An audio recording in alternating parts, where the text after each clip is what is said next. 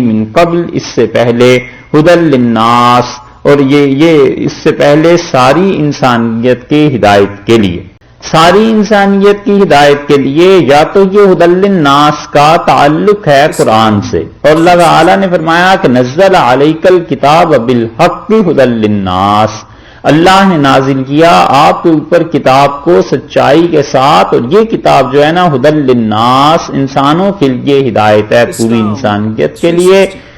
یہ مراد ہے کہ تورات اور انجیل کو اللہ نے اس سے پہلے نازل کیا، اور ہدی للناس انسانوں کی ہدایت کے لیے. تو جو بھی انسان اس وقت موجود ہوں گے، عیسائیوں کے دور میں عیسائی، یہودیوں کے دور میں یہودی، جو بھی انسان تھے اس وقت بستے، خدا نے ان کے لیے نازل کیا.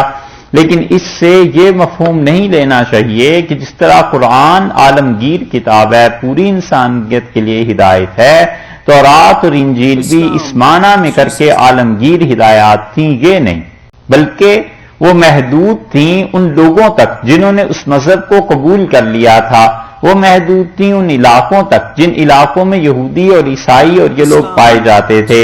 جبکہ قرآن کی ہدایت اللہ نے پوری انسانیت کے لیے رکھی ہے کہ کوئی بھی اس سے جو فائدہ اٹھائے گا اللہ کی کتاب اسے ہدایت دے گی. وَأَنزَلَ الْفُرْقَانَ، اور پھر فرمایا کہ اللہ نے کیا کیا، فرقان کو نازل کیا. بعض حضرات کے نزدیک مفسرین کہتے ہیں کہ انزل الفرقان کا مطلب یہ ہے کہ اللہ نے معجزات کو نازل کیا، معجزات بھیجے انبیاء علیہ السلام کے ساتھ، اور معجزے کو دیکھ کر فرق پتہ چل جاتا تھا کہ یہ آدمی واقعی خدا کے دوستوں میں سے اور اللہ کی طرف سے بھیجا گیا ہے، یا یہ کہ یہ خود آ گیا ہے اور کوئی شعبدہ بازی علیہ باللہ.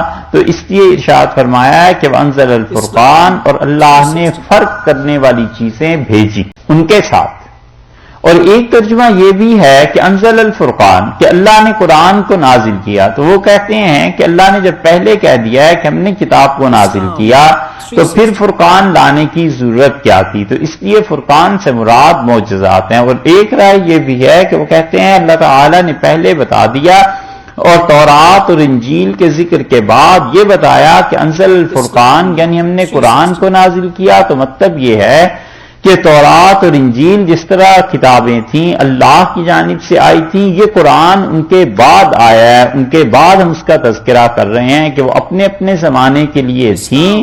اور اب یہ جو قرآن نازل کیا ہے، قرآن ناسخ ہے ان تمام کتابوں کا، قرآن منسوخ کرتا ہے پچھلی کتابوں کو، تصدیق بھی کرتا ہے اور ان کے احکامات کو بھی اٹھاتا ہے، ختم کرتا ہے. اور اب اگر اللہ تک پہنچنا ہے تم نے، تو اس قرآن کے مطابق عقیدہ اور اعمال تمہیں رکھنے پڑیں گے. ان الذین کفروا، اور بلا شک و شبہ جن لوگوں نے کفر کیا، بآیات اللہ، اللہ کی نشانیوں کے ساتھ، اللہ کی آیات کے ساتھ، یعنی صحیح عقیدے کے ساتھ، اللہ کی آیات کے ساتھ یعنی اس قرآن پاک کے ساتھ. جب اللہ نے قرآن کو نازل کر دیا تو اب انکار کرنے کی کوئی وجہ نہیں. اب رسول اللہ صلی اللہ علیہ وسلم کو اللہ نے بھیج دیا، اب انکار کی کوئی وجہ نہیں. وَأَنزَلَ الْفُرْقَانَ، إِنَّ الَّذِينَ كَفَرُوا بِآيَاتِ اللَّهِ، جو لوگ انکار کرتے ہیں ان چیزوں کا، آیات کا، نشانیوں کا جو اللہ کی ہیں. کوئی بھی چیز اس میں سے مراد لے لی جائے، وہ سب اللہ کی نشانیاں تھیں،